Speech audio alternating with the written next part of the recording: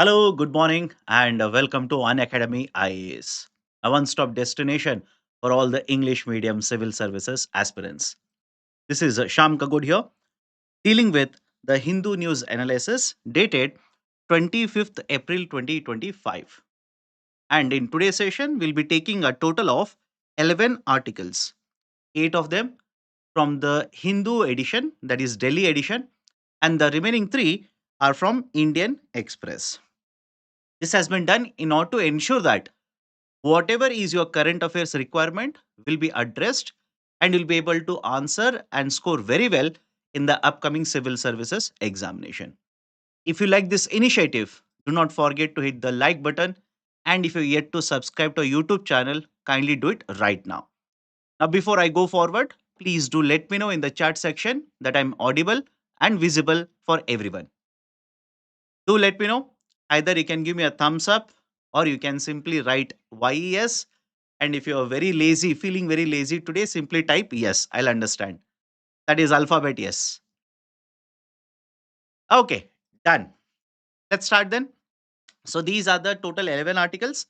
The first article, or before that, a very important announcement. 27th April is day after tomorrow. There is a very big event, Manzil 2025, organized by Unacademy, during which we will facilitate the discussion with the toppers and we will also felicitate these particular toppers. This event will be held live on YouTube on our channel UPSC Unstoppables by Unacademy. You can search for the channel on the YouTube, and once you go to the home page, go and click on the live tab. And once you basically click on the live tab, you will be taken to this particular page. The first video will be Manzil 2025. You can hit the button notify me and also like the video, so that once the video goes live, that is at 1 p.m., you will be informed that the session is live. So let me start the discussion. The first very important article is whether the World Trade Organization is still relevant. Now, please understand, in the last, let's say, 4 to 5 months, there has been a lot of discussion regarding the policies of the various countries, including the trade policies of USA. But much more importantly, you need to understand, when we have a global organization such as World Trade Organization, what will be the impact of all these policies on the, let's say, the presence of WTO? What will happen to, right, let's say, the importance of World Trade Organization? So in this particular article, where there is a discussion, basically the article is two people discussing what is the relevance of WTO. I'll give you very important points here. Please make a note of all of this. Listen to me very carefully. It was during the Second World War that there was a need which was felt that there should be a global organization. Reason is, multiple policies were undertaken by different countries, which were basically part of the Second World War, as a result of which the global trade was disrupted. And that is a precise reason. During this particular period of time, there was a conference which was held by the name of Bretton Woods Conference. Remember this Bretton Woods Conference. Essentially, the Bretton Woods is a place. It is the name of a place in USA. So there was a conference which was held, and during the conference, it was decided we should have three very important organizations. All of them global, by the way. We should have, right, basically three important organizations. One, we should have International Trade Organization, ITO. We should have International Monetary Fund, and we should also have World Bank. The logic behind proposal and the implementation of some of these organizations was, we should have one organization basically look at the currency manipulation by countries, and to provide assistance to the countries whenever they have a BOP crisis. That is, a balance of payment crisis, where the countries do not have sufficient forex reserves. There should be one more organization which will provide assistance for development of infrastructure projects. And there should also be one more authority which will promote global trade. Right? So, in order to achieve all of this, they proposed a three international organization. The second and third were acceptable to the member countries, and they implemented or they agreed to the implementation, and the authorities were set up. Even today, these authorities are working. Whereas, look at the first organization here, that is the International Trade Organization. During the discussions associated with ITO, there was no consensus arrived.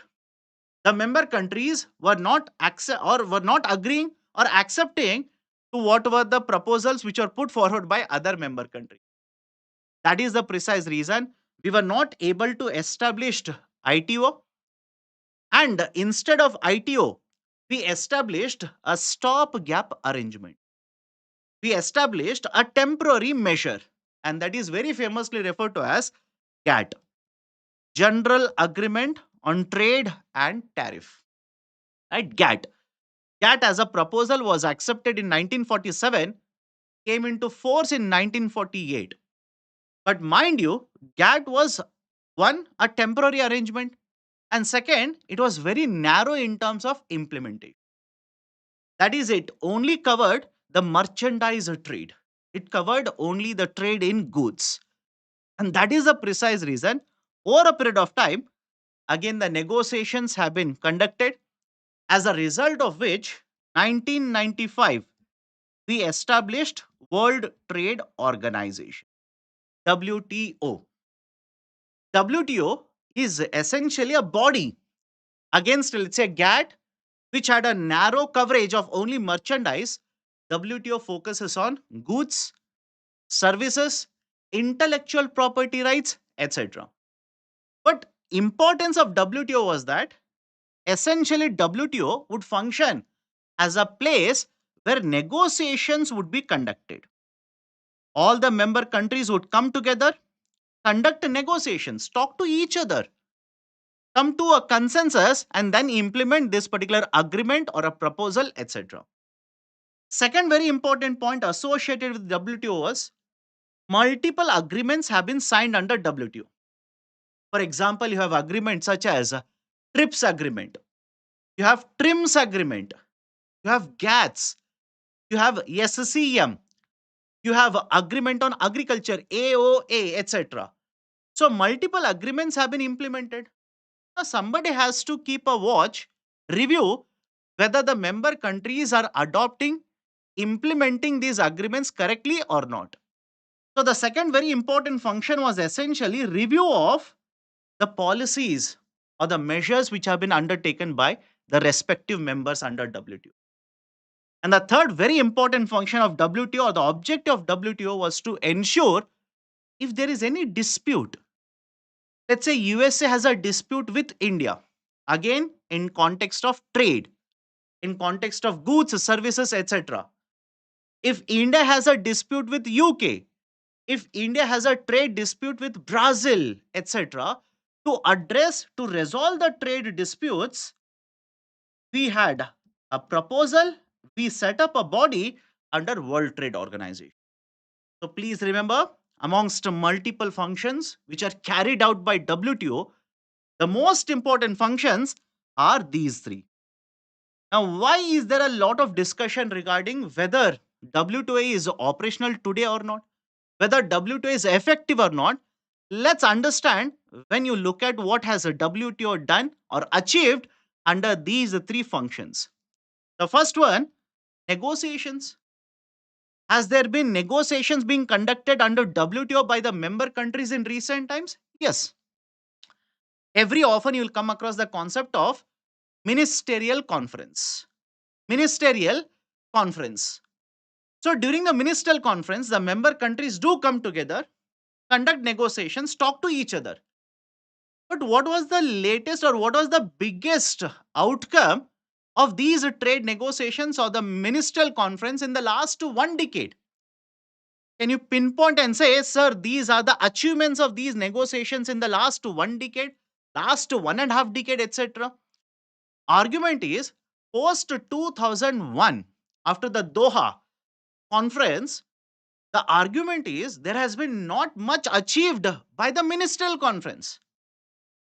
Yes, every now and then when the ministerial conference is conducted, generally after 2 years, there are a lot of issues which are taken up for discussion. It could be fishery subsidy, it could be, right, let's say food security, it could be associated with tariffs on, right, let's say IT products, etc. But the problem is, whatever is discussed, there is no converge or there is no consensus amongst the member countries. And because there is no consensus, essentially it will lead to no positive outcomes or no big, let's say, agreements which have been signed by the ministerial conference, which has been implemented by WTO in the last 2.5 decades. So, one of the biggest problems of why there is opposition, especially by USA, is that WTO is a place of negotiation. But what has been the outcome? There has not been any such big outcomes which we can be happy with in the last 2 decades. In fact, USA simply argues that when we had negotiations with the countries under the WTO, we agreed that we will reduce the tariffs. Understand this very carefully. USA, especially developed countries, agreed that they will reduce the tariffs. And the technical term here is, please make a note of this. There is a term called as bound tariff. What is the meaning of a bound tariff? Let me give you one example, automatically you'll understand it.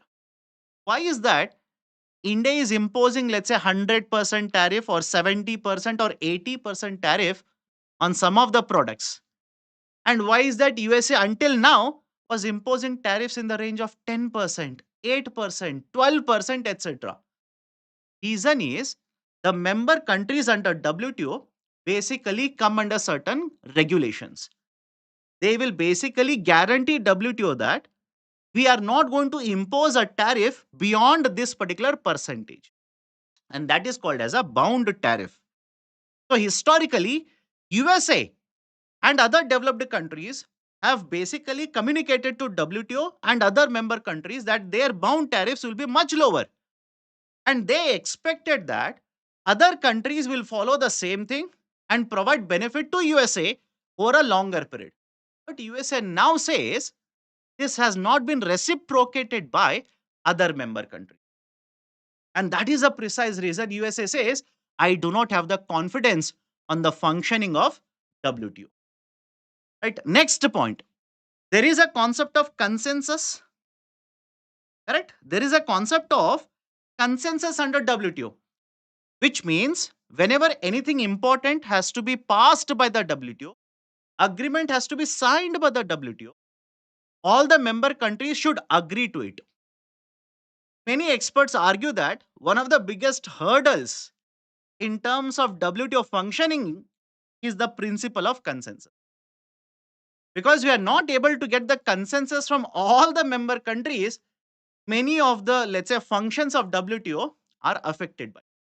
And USA is also basically focused on pointing out this particular fact that consensus model is not working out under WTO. What about the trade review? What about the function of WTO as a trade review body? Under WTO, please understand, the day-to-day functions of WTO are undertaken by a body called as General Council. And General Council will also have one more part called as Trade Policy Review Body. Now, whenever you talk about Trade Policy Review Body, what does it do? Basically evaluates the policies, the measures that have been undertaken by the member countries which are affecting the global trade. Are the policies improving global trade? Are the policies hindering imports, promoting only exports, etc.? Review is conducted by this particular Trade Policy Review Board. But the article simply says, in recent times, there are so many policies which are being implemented by the member countries of WTO.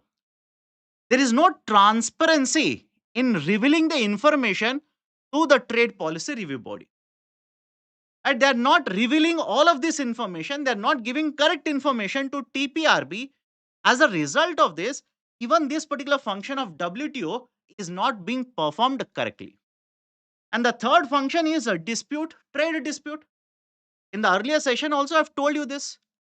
The trade dispute, basically the body which was set up under WTO was a dispute settlement body.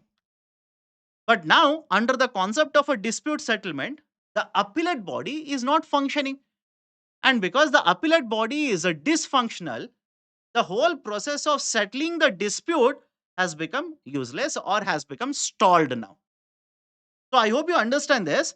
The three very important functions of World Trade Organization are essentially these. And if you look at how WTO has been performing under all of these three functions, you will not be very happy with the performance of WTO. And that is the precise reason there are various questions which are being raised over whether WTO is even relevant today, or is it a time to revamp WTO. But again, the problem arises, if you want to revamp WTO, you require consensus. You want all the member countries to come on the same page and then revamp WTO. Whether that will happen or not, you'll have to wait and see. But I want to add one more current affairs point here. Please make a note of this. WTO needs to conduct day-to-day operations. But when WTO needs to conduct day-to-day operations, it requires funding. All of you okay with this point? It requires funding. Who will provide the funding to WTO?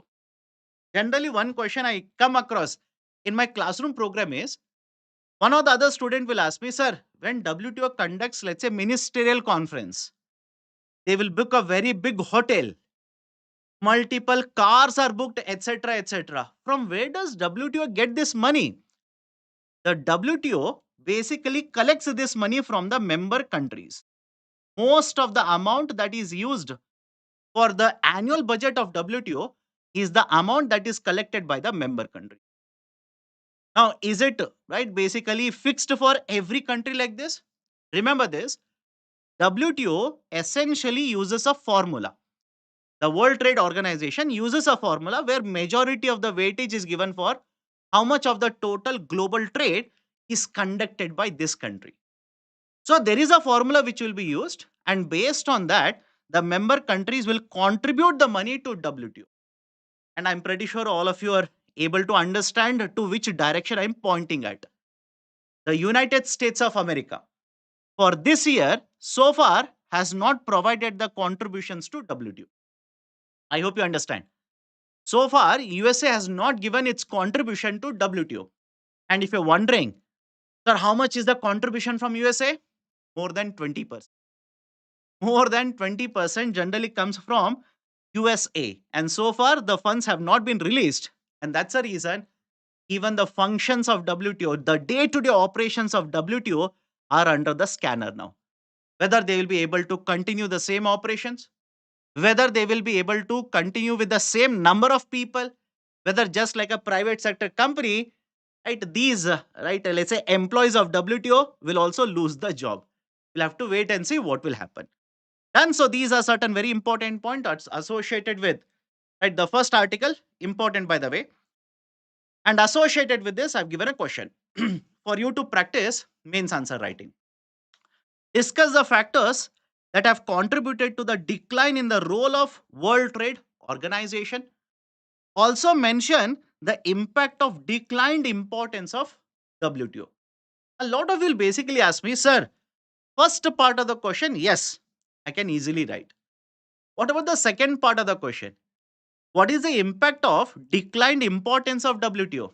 My dear, please understand, WTO was a place where whether you are a very big country, strong country, or very weak country or a small country, everybody was given the same importance in terms of participation.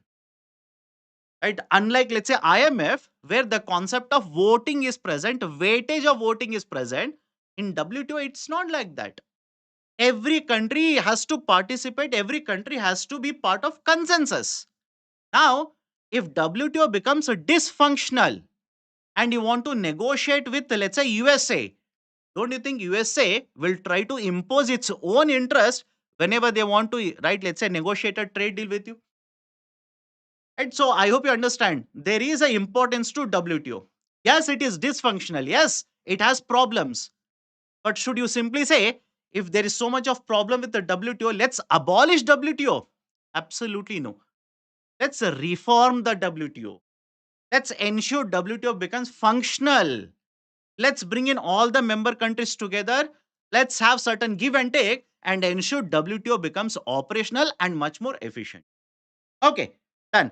So, associated with one MCQ as well, consider the following statements regarding spaghetti ball effect.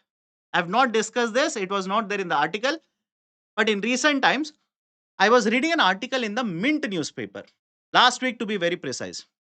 There was an article, opinion editorial, where they discussed the concept of a spaghetti ball effect or spaghetti ball phenomenon. If you know the answer, do let me know in the chat section. If not, wait for some time. I will give the answer at the end of the session. Okay, let me go to the next article here. Where tariffs trump economics. Where tariffs trump economics. What are the important points? Let's go one by one. Essentially, the argument which is provided by the writer here is the USA has been imposing reciprocal tariff. And when USA imposes reciprocal tariff, what is the reason? Why USA is imposing reciprocal tariff? And what is the likely impact of it in USA as well as around the world? And second aspect that is discussed in the article essentially is right the impact on India and what is the way forward for India. And I'm pretty sure by now all of you must have heard what should India do in the context of reciprocal tariff. So don't worry, I'll not waste your time. I'll just give you the points here. And the third point is what is the impact of these kinds of tariffs, especially on Asian countries? Asian countries compared to, let's say, developed countries which are present in European market, why the reciprocal tariffs will be deadly, more impactful in the context of Asian economy. So let's go point by point here. What is a reciprocal tariff?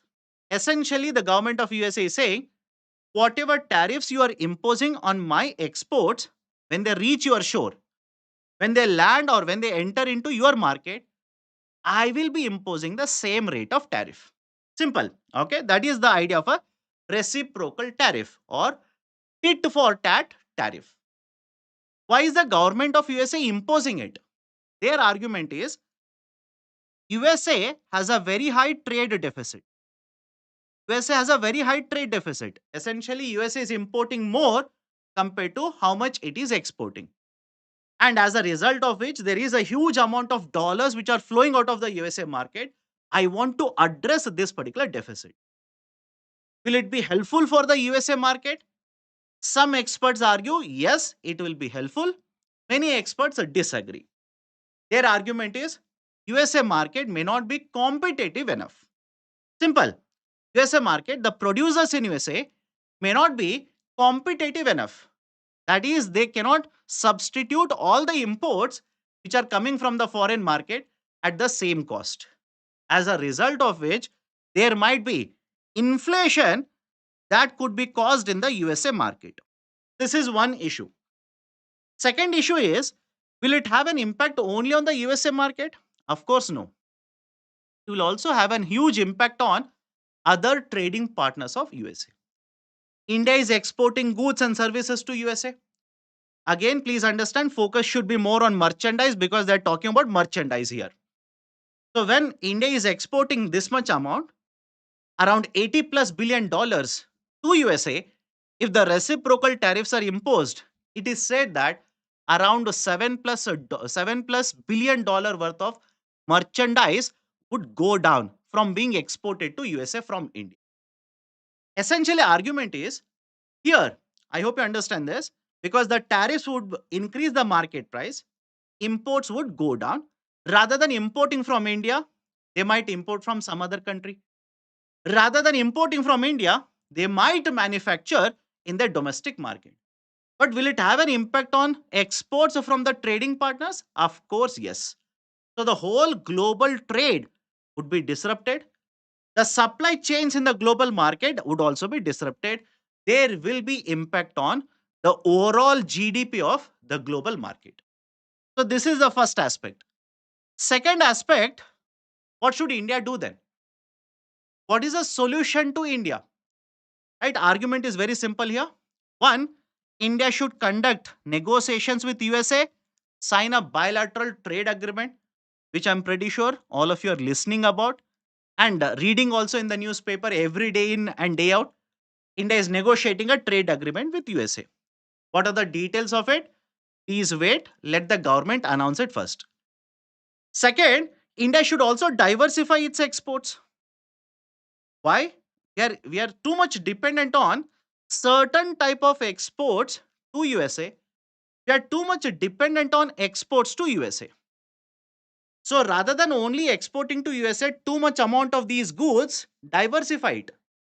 Diversify it to other countries. And rather than focusing on exports of certain types of goods, diversify the export basket as well. So simple, okay? Diversification of exports. You have trade agreements with other countries. For example, you have trade agreement with ASEAN, and in these particular trade agreements, you are not getting the benefit. Mostly it is getting concentrated with other trading partners, which essentially means under these trade agreements, you are exporting, but your value of imports is much, much higher. So why not review? Why not simply review these trade agreements and ensure that more and more India's exports will also flow to these trading partners? Promote ease of doing business. Promote ease of doing business. Sir, how can government of India promote ease of doing business? Let's say easy registration. Let's say simplification of goods and services tax. So promote ease of doing business. So these are some of the recommendations which have been provided by the writer in order to promote way forward for India. Next, third point here, what is the impact or why the impact on Asian countries will be much larger compared to impact on other countries which also have been imposed with reciprocal tariff? The argument is simple here. In terms of GDP, point number one, in terms of GDP, these Asian countries are much, much smaller. You take example of Vietnam, take example of Thailand, take the example of Indonesia or Bangladesh for that matter. The size of the GDP is much, much smaller, very small fraction of what is the size of GDP of developed countries. Germany, or for that matter, Britain, etc. And that is the precise reason. The argument here is these countries, such as UK, Germany, or Canada for that matter, they can retaliate against the reciprocal tariffs announced by USA. What about these smaller countries? These are very, very small countries. They do not have so much amount of power to retaliate. And you might be wondering, sir, why? Let them retaliate. Let them also retaliate. If everybody is retaliating, let them also retaliate.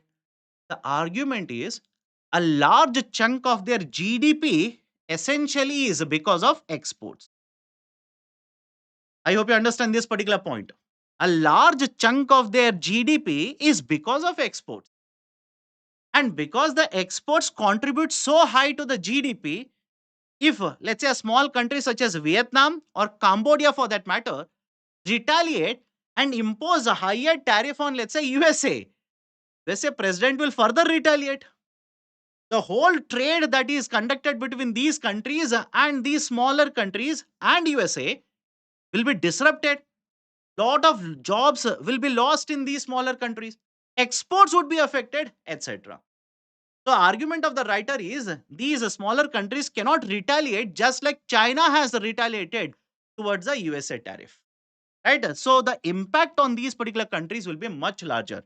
And the third one, what is the solution then? What can these smaller countries do? The only option for these smaller countries is to negotiate with USA. Have a look at this. It is to negotiate with USA. Now you tell me, a small country such as Vietnam or Cambodia for that matter, if they negotiate a deal with USA, don't you think the interest of the USA will prevail, not the interest of these small countries?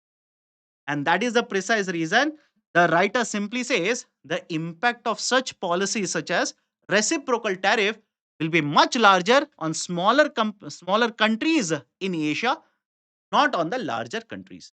Done? Right. So these are certain very important points which are being discussed in the article here. Now, before going forward, before I go forward with the next article where I'll be discussing India Pakistan certain outcomes or let's say updates, Chetan sir has had a discussion, detailed discussion, has made a video having a detailed discussion on India Pakistan, the recent, right, or let's say the attack, which a terrorist attack which has happened in Kashmir. So I'm not going to discuss that. Please have a look at it. The video was uploaded last night on our YouTube channel. It is there under the video section. Please have a look at it. I just want to discuss certain important updates here. Updates. Nothing in detail. The details are there in the video. Have a look at it.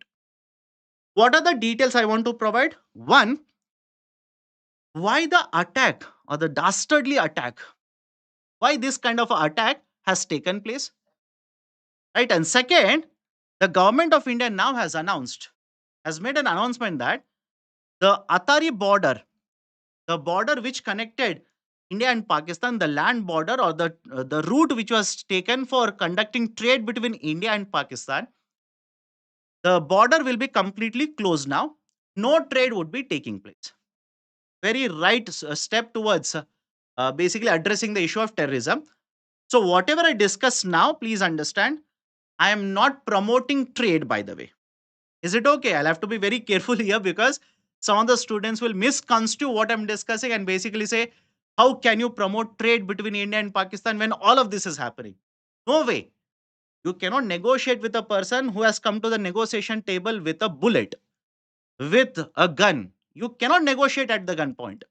I'm not promoting the negotiations here. I'm simply saying what is the factual information that you need to be aware of. Okay, point number one. What essentially has happened is, please understand, one of the reasons why everybody was speaking about, let's say, Kashmir returning to normalcy. Very often you will come across this particular term. They were simply saying Kashmir is returning to normalcy. One of the factors that they were quoting to say that Kashmir is returning to normalcy was the tourist data. They were basically showing the tourist data, how many tourists are coming to, right, let's say Jammu and Kashmir, right, how much inflow of money is happening, how much jobs are getting generated, etc., etc. Generally, that was the data point which was taken even by the government, by the way, to say that this region is returning to normalcy. In fact, I remember one of the statement that the current chief minister gave earlier was that tourism doesn't represent normalcy. Understand this. He said tourism doesn't represent normalcy. What it represents is economic activity. What is normalcy in Jammu and Kashmir? Normalcy is you are living the life without fear. You are living life without terror. That essentially is the definition of normalcy. So what has happened now is the terrorist attack, the recent terrorist attack which took place, essentially is trying to hit this particular area of tourism itself. It's not that just the people from the rest of India are afraid of going to Jammu and Kashmir now. It is the whole economic activity that was slowly and steadily building up. Slowly and steadily building up in the last couple of years, the whole economic activity will be disrupted.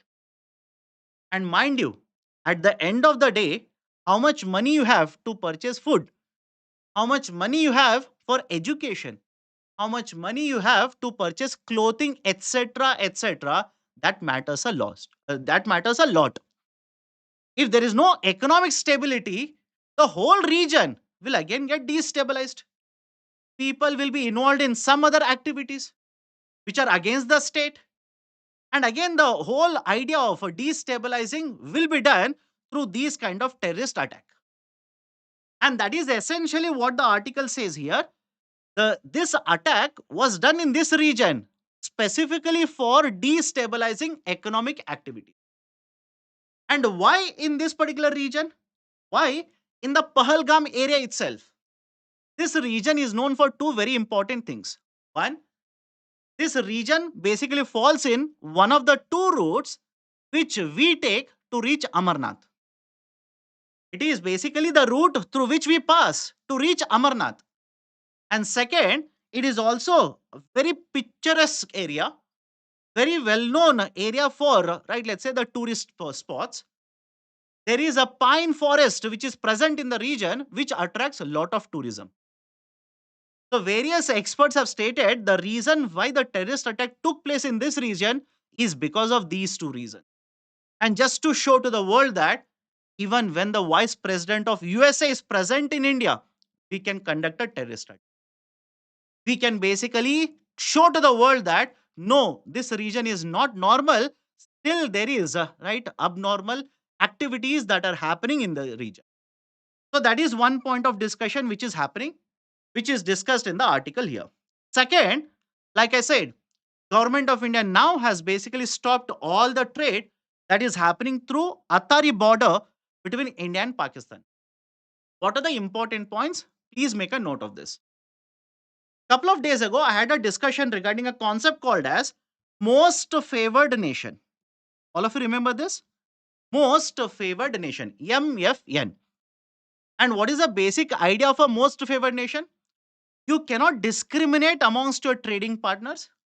Whatever taxes you impose, whatever benefit you provide to one trading partner, you'll have to provide it to all the trading partners. Non discrimination. That is basically the fundamental principle under most favored nation.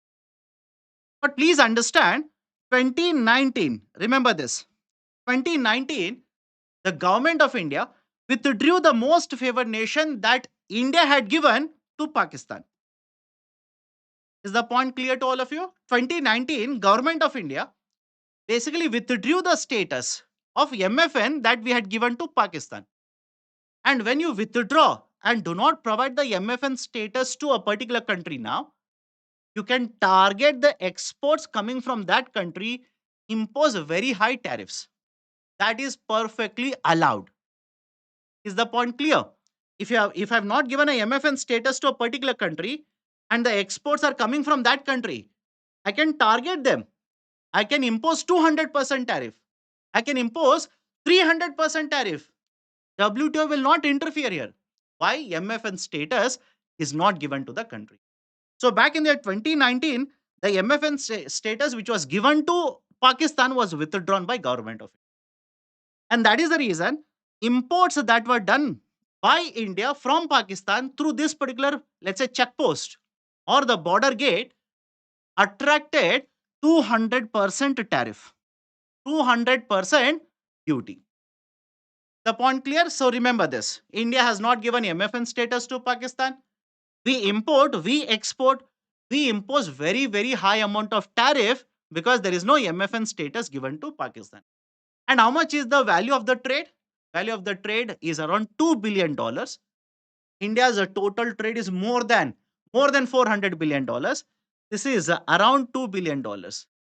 But the point that is discussed or mentioned in the article is the traders who are present in this region, especially those who are present in the border region in the state of Punjab, will be hard hit by this kind of a policy. They'll be hit by the ban that has been imposed by the government now. Right? So as a result of this, a lot of jobs will be lost. Lot of earnings are done by the households would also be affected. So what should be the solution? Listen to me carefully. Solution is not to resume trade with Pakistan. No way. Until and unless the Pakistan addresses this particular issue of terrorism, should not do that. What is the solution? Can we basically provide a solution in the domestic market itself? That is, can the state government step in, provide certain relief to these particular people, provide a market to these particular products in other regions of India? So that, I hope you understand, whenever there is a war between two countries, trade becomes the first casualty. I'll repeat the statement here. Whenever there is war between two countries, the trade becomes the first casualty. Right? So, what is the solution? Can we diversify their exports rather than going to Pakistan? Can we diversify it to other countries? Can we diversify it to other regions within India? or right, let's say other trading partners, so that certain relief is provided and these people will not end up losing jobs or livelihoods. Then Mamta Sheikh is asking why Punjab will be hit by it. My dear, if let's say hypothetically, if I'm the truck driver, okay, again hypothetically, don't say, ha sir, you're fit to become a truck driver only. Let's say I am a Sunny Deol in Gadar movie. So essentially, I'm taking these particular products, I'm supplying across the border, and right, I'm providing the economic activity, I'm earning money.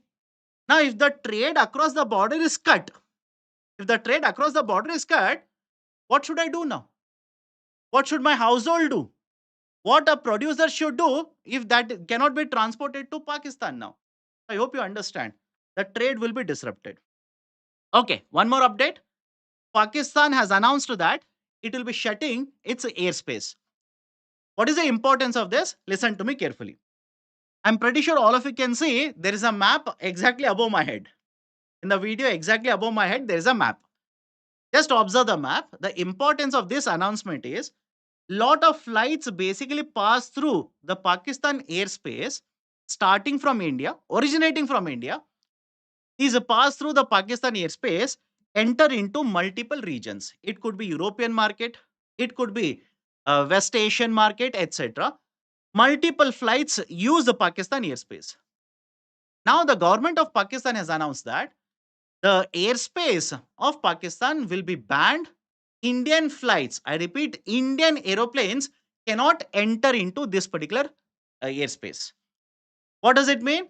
If a flight, let's say from Indigo, Indigo is an Indian company. So Indigo takes off from Delhi, wants to reach, let's say, Amsterdam. It cannot take the normal route and basically fly right above Pakistan. It has to take a longer route now. Everybody is okay? It has to take a longer route.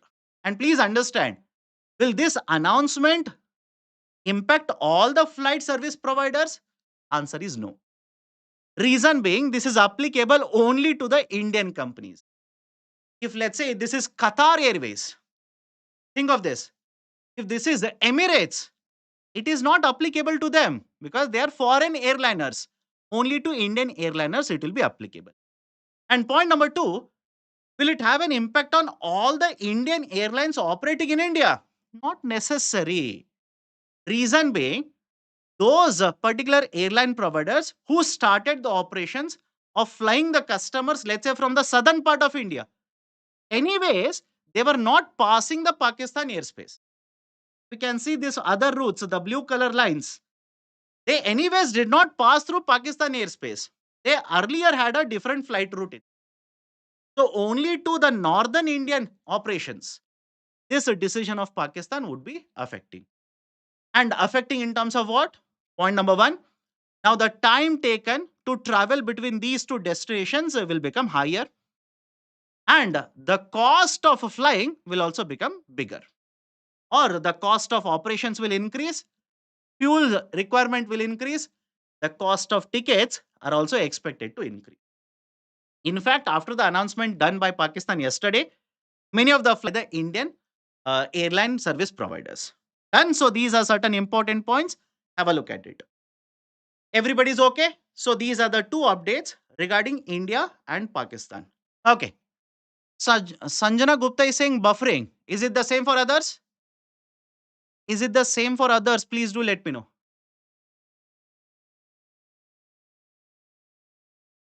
Nobody's answering. Is it buffering?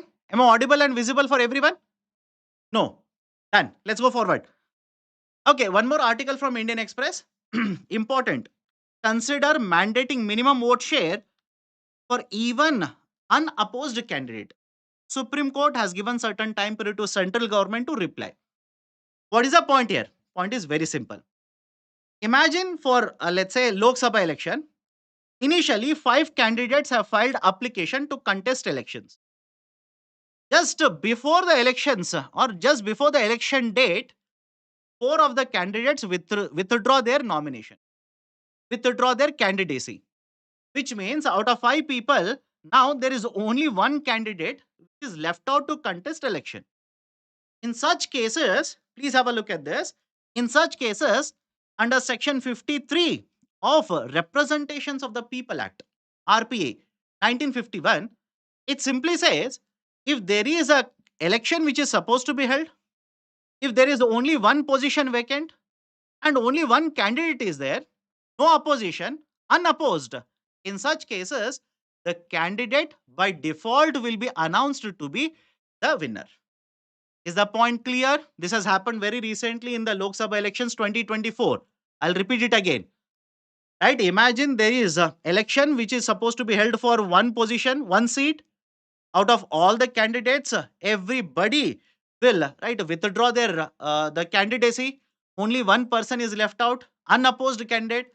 In such cases, elections are not conducted by default under section 51. I'm sorry, section 53 of RPA, that the candidate will be declared as winner.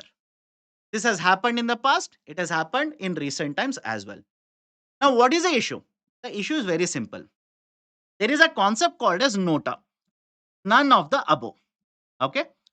After 2013, nota has been implemented. Essentially, nota provides the right to the voters to vote not in favor of anybody, but basically rejecting all the candidates and say, I am not in favor of any of these candidates.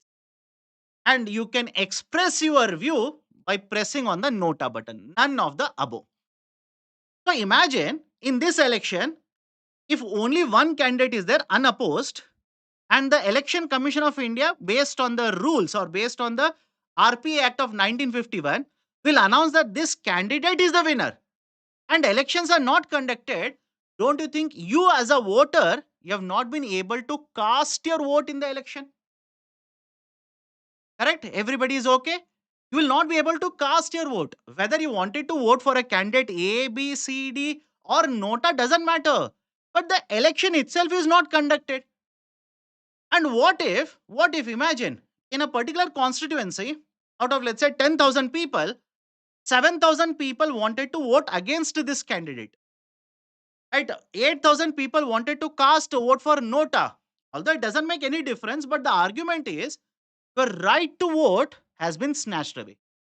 You have not been able to express your voting. You have not been able to, basically cast your vote under this RPA Act or the provision of the RPA Act. That is the reason there is a hearing which is being conducted in the Supreme Court of India. What is the Supreme Court of India asking the center? Can you please think of this? Again, it is asking the center. It is not directing for the center to do it. It is asking the center, can you think of a solution to this? That is, even if there is only one candidate, unopposed, only one candidate, let's hold elections and let's mandate that this candidate should get at least, let's say, 5 to 10%. Again, just a suggestion. Can we mention that this candidate should get 5 to 10% of the votes in order to declare this person as a winner? Is everybody okay? And again, I'm repeating this. Supreme Court of India has not directed the center to make changes. If Supreme Court does this, imagine if it had issued an order saying that you will have to change it. By today, you must have seen flood of information in the WhatsApp, the YouTube, in the news channel, where everybody will jump over the Supreme Court again and keep on criticizing Supreme Court. It is just a suggestion as of now. Right? Why? If there is no opposition, no doubt the candidate will win. But can we make the system much more transparent? Can we allow the voters to cast their vote? Even if there are, let's say, only one candidate and nota, can we allow the voters to cast their vote? Right? So, can we do this in the coming days? So, it has asked the central government to have a look at this and give a submission. So, it is one of the important articles associated with the concept of nota, concept of, let's say, unopposed candidacy, etc., etc. Okay? Now, next article. UGC rules will go ahead and will be implemented to address the issue of caste bias. Caste bias. Those are having doubts regarding the articles, hold on. Let me cover the articles first. Later, at the end of the session, I'll address your doubts. So, what is the importance of this article? Listen to me carefully. In the last couple of years, there have been multiple instances, especially at higher learning institutions or higher educational institutions, where certain students have been discriminated on the basis of caste, discriminated on the basis of sexual orientation, discriminated on the basis of whether they come from a wealthy family or a low income household, whether from this region or that region, discriminated based on the language and religion. So amongst all the fractures that you're seeing in the society, even at the higher educational institutions, right? Imagine higher educational institution, for example, IITs, IIT level, university level, there have been essentially certain cases of bias being observed. So, in order to address this particular issue, Supreme Court of India had set up a committee. Right? They had set up a committee and they had asked the committee, headed by a justice, to give recommendations. How do you address these kind of issues of bias, and also study as to why there are a lot of students committing suicides? What changes can we do? That particular committee, or let's say high level committee, it is basically conducting its work right now. Meanwhile, the UGC, University Grants Commission, UGC has announced certain regulations.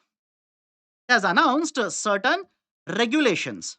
What are the draft regulations announced by UGC? UGC draft heading is promotion of equity. Promotion of equity in higher education guidelines. UGC has proposed this, they want to implement it in order to address this issue of caste bias. The important proposals which have been put forward are: one, there will be an equal opportunity center which shall be set up in all the higher education institutes. There will be a center which will be set up. And what is the use of the center? It will promote equity. It will promote policies which will basically address the issue of caste bias. It will provide certain solutions to all of these, right? Let's say caste bias, which is present in the higher education institution. And not just that, there will be a committee also set up, right? Consisting of certain members. A committee will be set up, squads will be set up, various policies shall be implemented through the equity ambassadors who will be appointed by this particular EOC. And not just this, the UGC also has mandated, of course, this is a draft right now, it has mandated that every higher learning institution should have a helpline, should have a 24 bar 7 helpline, should also have a website through which complaints can be filed. And if the complaints are severe in nature, if these are correct and severe in nature, then these complaints shall also be forwarded to the police for addressing this particular caste bias issue. And not just this, the UGC draft guideline also says if there is any institution which doesn't follow the guidelines, in such cases, they shall be imposed with a penalty. Their recognition shall be cancelled. If there is a incorrect complaint which is filed, false complaint which has been filed, in such cases, action shall be taken. So these are essentially certain guidelines which have been proposed, which are supposed to be implemented by all the high learning institutions. So what is the issue here? All these guidelines look very good on the paper. What is the issue? It's very simple. There is a petition lying in front of the Supreme Court now, where the argument is simple. On one side, there is a committee which has been set up by the Supreme Court. It is yet to submit a detailed report. Meanwhile, on the other side, the UGC has proposed these guidelines in 2025 and they are going to implement these guidelines. What if there is a conflict with the recommendations which will be provided by the committee in the future? What if something which has been implemented now will be against what has been recommended by the committee set up by the Supreme Court of India? So that is the reason there is a petition in the Supreme Court in which they are asking UGC should be stopped from implementation of these guidelines. So in this regard, the Supreme Court of India has issued an order now. What does the order simply say? It says that we are not going to stop UGC from implementation of the guidelines. They can go ahead. implement the guidelines. Now, obviously, you will be ready with the question, sir, what if these guidelines, some of them at least, will be opposite to what the committee recommends later? Such cases, the Supreme Court says, such cases, you can come to us. Come to us.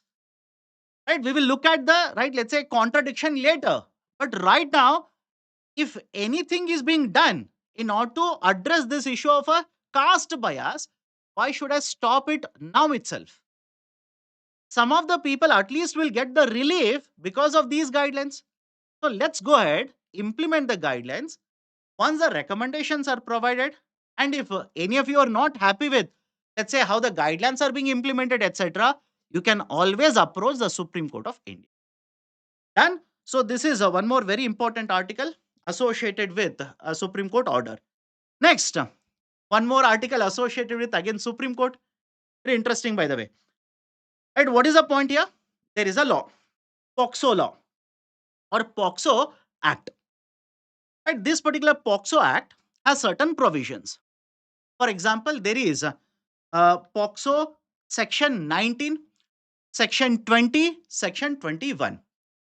Essentially, what these three sections mandate is, if there is, let's say, there is a minor, there is a child, right, who is involved in certain situations where, right, let's say the child is harassed, child is molested, right, there is a rape case, etc. In such cases, the POSCO law is applicable. And in such cases, if the parents knew of all these things, if the doctor had the information, etc., there are provisions which mandate that all this information should be provided, reported to the police. It should be reported to the police. Sir, what will happen if we don't report? Such cases, you having the knowledge, having the information, since you have not reported it, you can also be booked under the provision of POSCO. In multiple cases, you must have seen, right? Let's say certain people who are aware of these things, although they may not be directly involved in the criminal activity, but they will also be booked. Parents have been booked, right? The managers have been booked. Doctors have been booked under the provision of POSCO law. Right? So the argument is very simple here. There is a case or there is a petition which has been filed in the Supreme Court. And this basically argues that this provision that is under section 19 of POSCO, which mandates that you should report all of this information, this should be reviewed. I hope you understand. This should be reviewed. Why? Listen to me carefully. According to this particular law, anybody who is below the age of 18 years will be considered as a child. Simple. Okay. Anybody who is below the age of 18 years is considered as a child. Imagine there is a girl or a boy below the age of 18 years. They are involved in a consensual relationship. In such cases, even though they are involved in the consensual relationship, this, upon people getting this information, parents realizing this, doctor coming to know about this, that information should be provided to police now. That information should be reported to the police. Now, if these children who are there in a consensual relationship, once they realize it will become a police case, what they might do? Rather than going to a doctor for a treatment, they might simply go to somebody who is not a doctor, he is a tout, a middleman for getting certain treatment. In such cases, what if the treatment that is provided is not correct? What if there are complications in the health, right, in certain situations? So the argument which has been put forward to the Supreme Court of India is this particular section 19, rather than providing benefit, has been implemented with good intentions, no doubt. Rather than having always good outcomes, can also lead to complicated outcomes or not required outcomes. And that's the reason this review of section 19 has been appealed to the Supreme Court of India. Supreme Court of India has accepted this argument. This will be again held in the future by the SC. Done? Okay. Right. So associated with this MCQ here, consider the following statements. India has ratified UN Convention on Rights of the Child. POSCO Act has come into force from 2012. As per the Act, anybody below the age of 18 years will be considered as a child. How many of the statements are true? Do let me know. Otherwise, just wait for some time. Couple of more articles, small articles, I'll give you the key answer. Next article, DCGI urged to lay down stringent guidelines to use a new antibiotic. What is the issue here? Issue is very simple. We have a drug controller. The Central Drug Controller General of India, DCGI. Now, on one side, we have a regulatory authority, and on the other hand, the usage of antibiotics in India has been very, very high and been over the counter. Meaning what? If you get cold, go to the nearest medical shop, ask for a tablet, they'll simply give you antibiotics. If you're feeling body pain, you'll go to the nearest medical shop, you'll ask for let's say strong let's say medicine, they will simply give you antibiotics. And when these kind of antibiotics are consumed without any prescription, or because of misdiagnosis or incorrect diagnosis, etc., there is a negative outcome. Negative outcome in the sense, these let's say bacterias, they will become resistant to the antibiotics. Must have heard of drug resistant let's say bacterias. Argument is simple. In case of India, the consumption of antibiotics a lot of times is over the counter without the prescription. And as a result of this, the bacteria is becoming drug resistant. And if you provide the treatment using the antibiotics, these treatments are not useful anymore. And that is a precise reason multiple reforms have been implemented. For example, couple of years ago, 2019, the DCGI, drug controller, basically said, if these antibiotics will have mentioning like this or an indication like this, you're not supposed to sell it without any prescription. But even then, multiple medical shops in India have continued to sell these kind of antibiotics. So the argument is very simple here. The DCGI must implement very strict guidelines. Very strict guidelines. For example, there is one antibiotic which has been quoted here. Have a look at this. Ceftazidime avibactam. Ceftazidime avibactam. This is one of the strongest and the last resort antibiotic which is available in India. Last resort. Now, the argument of the person who has written the letter to DCGI is that even if this is sold in the market without prescription, without any regulation over it, this is the last resort for us to treat even the drug resistant bacteria. If this is also misutilized now in the future, if there is let's say the drug resistant bacteria even to this, what will you do? What kind of tablet is available in India? What kind of medicine is available in India? That's the reason the argument put forward by the writer. Essentially, the article consists of a letter which has been written by an expert to the drug controller. He says, let's implement a policy. Right now, you're simply saying in what circumstances you're supposed to use the medicine on this latest antibiotics and the strongest one. You have simply written in what circumstances you're supposed to take it. Expand your scope. That is, rather than simply saying take only in these circumstances, why not have strict guidelines, strict regulations as to in what circumstances these shall be sold in the market? What should be the requirement when the, let's say, the medical shop will give this to a patient, etc., etc. So essentially, the argument here in the article is improve the regulation over the usage of antibiotics. Improve the regulation. Okay. Next, just factual information. Operation Karreguttalu. Right. This article I've taken from Indian Express. Now, generally, when you look at the GS papers, preliminary exams, the term operation, let's say, related to defense, certain operations are asked in the preliminary examination. So suddenly in the prelims, if they ask you Operation Karreguttalu, please understand, it is not a defense related operation between India and Japan. Nothing to do with India and USA. Nothing to do with the Quad also. Nothing to do with China also. This is one of the biggest operations which have been launched by the forces in India to address the issue of Maoism. Is it okay? Just make a note of this. It is the largest anti-Maoist operation which has been launched by the security forces in India.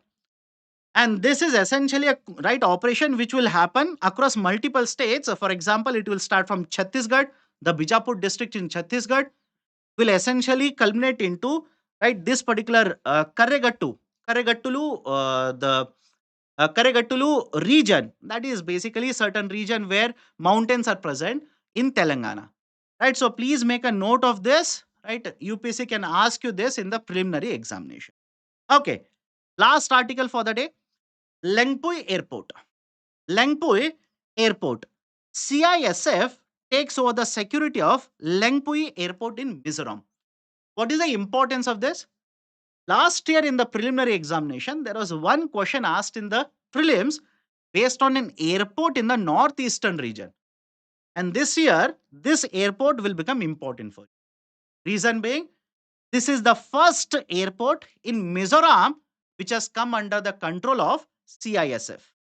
And when I say control, operational control. The operational control of this particular airport has been transferred to CISF. This is the only domestic operational airport in Mizoram. And for the first time, it has come under CISF. Now, I know some of you will be ready with the question. Then who was basically operating it? This airport was constructed back in 1998 by the state government. By the state government. And please don't ask me, sir, which state government? It is already there in the heading. So it was set up or constructed, developed by the state government. And until now, it was operated by the joint forces, that is the CRPF as well as right, the state police. From 1999, it was the joint forces which was taking care of the operational requirements. Right. So in the year 2025, this has been transferred to CISF. This is important. Please make a note of this. Done. So these are the important articles I wanted to discuss with you people from Indian Express as well as Hindu newspaper. So let me give you the key answers. Consider the following statements regarding spaghetti bowl effect. Now, before I tell you the answer, what is this concept of spaghetti bowl effect? Spaghetti bowl, essentially, I hope you understand this. All of you eaten Maggie? Do let me know in the chat section. All of you have eaten Maggie? And when you prepare Maggie, that is noodles, by the way. When you prepare the Maggie or the noodles, put it in a bowl, please see how it will look from the top. How it will essentially look from the top. Right? Essentially, the threads, that is the noodle threads, will be right falling one over the other, will be falling from the left to right, the top to the bottom. It will be so complicated. That is, you cannot simply find out where one thread will start and the other thread will end. So essentially, spaghetti is also a type of noodles only. Don't worry about it. The spaghetti bowl is basically a phenomenon which has become famous because of the talk about this by Mr. Jagdish Bhagwati. Remember this, Mr. Jagdish Bhagwati. Jagdish Bhagwati is very well known economist, by the way. So Mr. Jagdish Bhagwati simply says that over a period of time, rather than having multilateral agreements, I repeat, rather than having multilateral agreements, now we are moving towards bilateralism. That is individually the countries, a small group of countries or two countries, bilateral, trilateral, etc. These particular countries are signing agreements, free trade agreements. And because you sign these kind of trade agreements, the number of trade agreements will be very, very high. Same country will be involved with multiple countries in multiple trade agreements. The cost of negotiations, the cost of implementation, the complexity, all of it will be very, very high. Let me give you an example here. Can everybody see this? Do let me know. Can everybody see this? Essentially, this is an example of a spaghetti ball phenomenon. That is, you are seeing right, the countries which are present in a group or individually trying to have agreements or having agreements with other countries. I know some of you will say, but sir, this is very simple. What if I say this one? Have a look at it. This is another example of a spaghetti ball phenomenon or spaghetti ball effect. Can you see the countries, same country, being present in multiple trade agreements? Somebody will say, sir, this is very, very right abrupt like this. Give me an example where there are straight lines. My dear, please look at the at top of my head. You will see the countries or the agreements being represented in very, very nice straight arrows like this. And let me show you one more picture. Why not? I've shown you multiple pictures. I'll show you one more picture. This is the actual spaghetti ball. This is the actual spaghetti ball. And some of you will realize this. It looks very similar to your answer sheet. Some of you will say, sir, it looks exactly like my answer sheet. I started here. I ended there. I scribbled everywhere in between. Right? So I hope you understand. Do not memorize these pictures. I hope you understand. Do not memorize the pictures. The argument is very simple. Spaghetti ball means countries entering into trade agreements with each other rather than having one trade agreement which is applicable to all the member countries under WTO. Right? So have a look at the statements now. It is promoted by WTO. You think of it. Will WTO promote trade agreements between countries? No, WTO says let's negotiate. Let all the countries come together under the WTO. Let's have one trade agreement. Right? So essentially, it is not promoted. WTO doesn't promote it, provides an exemption, but doesn't promote it. Right? Next one. It is popularized by Mr. Arvind Panigaria. No, it is popularized by Mr. Jagdish Bhagwati. Okay. So right option for the question will be option D, none of the above. Next question, MCQ number 99. Consider the following statements. India has ratified UN Convention on Rights of the Child. Yes. UNCRC. In short, this is called as UNCRC. 1992, we have ratified. Okay. Discussed and approved in 1989, adopted by UN in 1990, and India has ratified in 1992. The POXO Act has come into force from 2012 in India. Yes, yes, this is also true. Amended in 2019 and very recently. Right, one tidbit for those particular people from, right, let's say Andhra Pradesh or Telangana for that matter. Very recently, there was a movie which adopted the model of a, or let's say, concept of POXO. Do let me know what is the name of the movie, by the way. And those who want to watch it, but not those who are appearing for civil service examination 2025. Don't stop preparing and start watching this movie. UPSC is very, very nearby now. Okay. As per the act, anybody below the age of 18 years will be considered as a child. Yes, absolutely true. All the three statements are true. Right option will be option C. All the three are correct. Okay. Right. So those who want to download this particular PPT, this will be uploaded in my Telegram channel in the next half an hour. This is the QR code. Please do join the Telegram channel to download the PPT. Now, if you have any questions, please do let me know. Let me address your questions now. Any questions? And before I take up your questions, again, please have a look at this. 27th April, there is a Manzil event. It will be live starting from 1 p.m. on the UPSC Unstoppables YouTube channel. You can search for it, go to live tab, right, and press the notification button. Once the session will start, you will be notified. Okay, any questions from your side?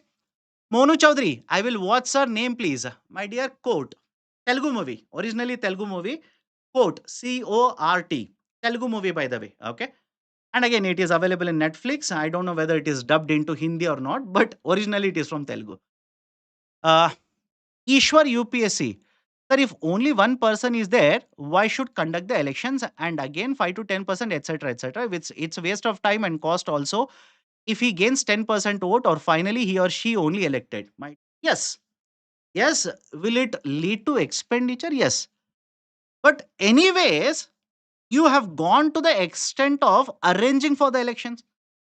Let's say 2 days prior to the date of being conducted, the elections being conducted, or 1 day prior. Anyways, the whole system is already put in place, right? Most of the work is already done. But more importantly, please understand, if I take your argument, then what is the point of setting up a booth in a very remote region where there is only one voter? Think of this as well. What is the point? Right? Can't you simply say, sir, what is the point? Only one voter is there. What is the use of one vote? Anyways, it will not make any difference, etc. Right? The question is not about expenditure here. The question is expression of your right. That is the reason. Okay? Huh. Uh, any other question? Lalita Prasad Yadav, impact of declined importance of WTO. My dear, if WTO is not there, then USA will try to negotiate the deals with all the other countries with different rates. Even if these particular countries are small countries, can you imagine to what extent the pressure will be put on USA, right, for the trade deal? At what kind of concessions USA will get from them? USA will literally arm twist them and get maximum concession. They will protect their interest, not the interest of smaller countries. But under WTO, all of this cannot be done. Okay. Next question. Please do let me know. Next question.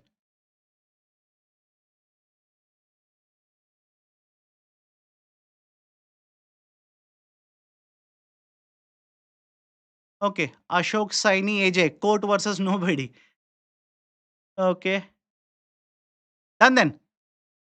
Role of equity ambassadors. My dear, equity ambassadors are individuals.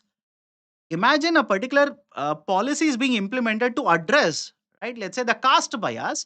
That policy will be promoted by these equity ambassadors. They will essentially be at the lowest level, let's say at the hostel level, at the classroom level, who will ensure that, right, all of these policies are implemented, the caste bias will be removed. Okay, done. Right, so that's it from my side then. Take care. If you like this initiative, do not forget to hit the like button. And if you're yet to subscribe to our YouTube channel, kindly do it right now. Thank you. Have a great day.